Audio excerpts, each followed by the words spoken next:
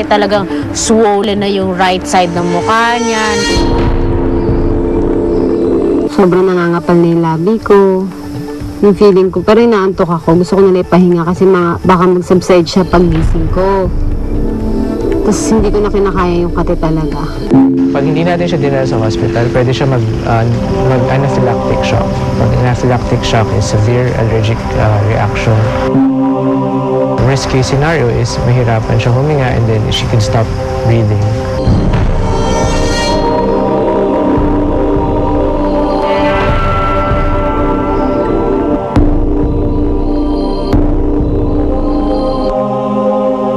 Pagdating dito sa hospital, chinek siya ng mga doctors dito.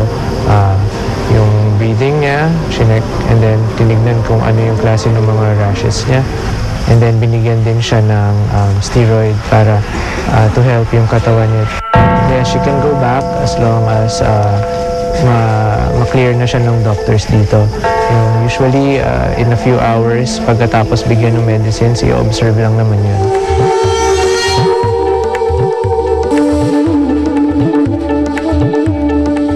We checked earlier, a few minutes ago, kung nagre-react naman siya positively to the medication. So, it's a good sign na she will be able to get back to camp tonight.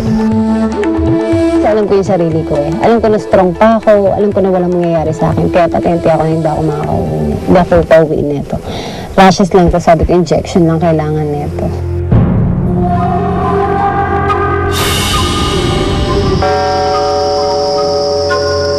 Yung pinainit-init lang muna yung laro nung sa simula. No? Sarap sana. Yun. Tama. Hindi pa man nangyayari, nag-iisip na rin kami. Kasi sa mga sunod-sunod na mga challenge na palagi kaming talo. If ever may mag-usap dyan, I could trust Mama El to talk to me a little bit. Kalimutan sa bahay ng mistress mo. Dyan sa ibang bahay. Ito ang bahay natin. Ito ang kama natin. Ito ang buhay natin. Bakit kami ito? Bakit tayong dito sa bahay? Nagagawa ka pa ng Minsan when you have nothing to do, sobrang boring. Just playing around kasi we really have nothing to do. So, dalawang babae. Katapat natin, daming lalaki, pantay. Tapos, di ba? Dramatic ulit eh. Si Face Off. Si Ian. Nauna na si Ian. Nauna na si Son. Parang, alam mo yun, zero na natin eh. Oo eh. Lunukin mo na, please. Lunukin mo na. Lunukin mo na. Si Nico naman nagplanong mag-beach, tapos niyaya ko. Boy, tara, beach tayo. Tapos, parang, sige. Pero ang plano ko talaga, kausapin ko na yung dalawang girls habang naliligo si Nico. Ang pagsubok na ito, sa simula pa lang, kumalpak na. Bigat. Sobrang bigat ng pakiramdam. Nalalamig yung kamay ko. Na hindi ako mapakali. Anong pakiramdam mo? Magbabalik dito ng 3 beses sa Tribal Council ngayon. I feel confident that we're still gonna win and like it's totally cool with me. Bakit?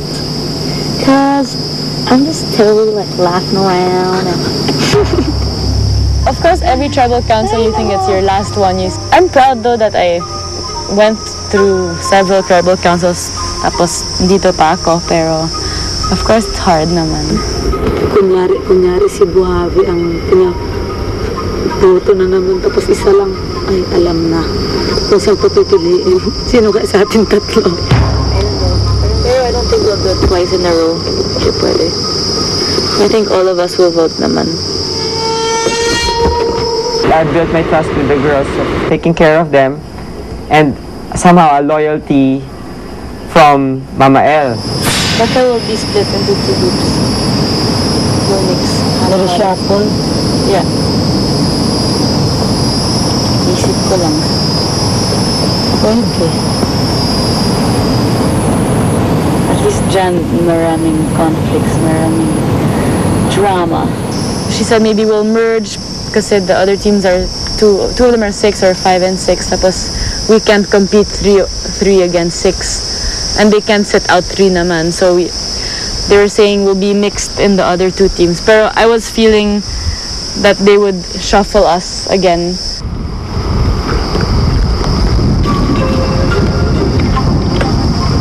Oh, it's Delta time? I'm leaving it to everyone's will and God's will. My fate na lang, whoever goes home tonight. Hindi ako 100% dahil alam mo sa nangyari, kahit ako nga nababago pang isip ko, sila pa kaya. Ako na lang sa sarili ko sa mga nangyayari dito. 30 minutes, 1 hour, 2 hour, iba na naman ang isip ko dahil may kausap sa iyo. Ito. Ang dami talaga. Pagpunta namin Tribal Council, doon namin naramdaman yung sobrang lungkot, sobrang kaba.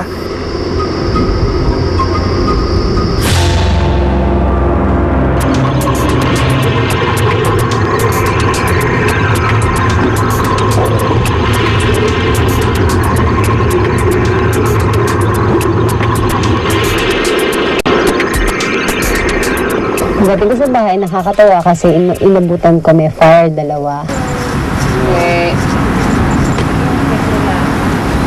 Si, kamusta? Ano daw yan? Ano meron? Daw mo kumain ako sa Scorpio. Ha? Libre ako. Oh, really? Oh my God. Pero okay mo.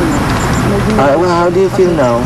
Okay mo. Gaan na ng pakaramdam. Kaya si, bago na ba? Ay, God, yan. Dito ka gusto mo ba? Si Aki Hiro gising pa. Saka si Audrey, nag-usap-usap pa kami nangyari. I was so shocked when I look at myself in the mirror. Oh, you saw yourself? Oo. I went to explain ko lang na happy na ako kasi medyo na-relax na yung pakiramdam ko.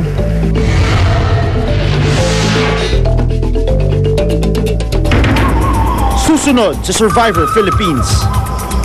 Magan, pakilagay ang mga sulo sa kanilang lalagyan pagkatapos ay pwede na kayong maupo.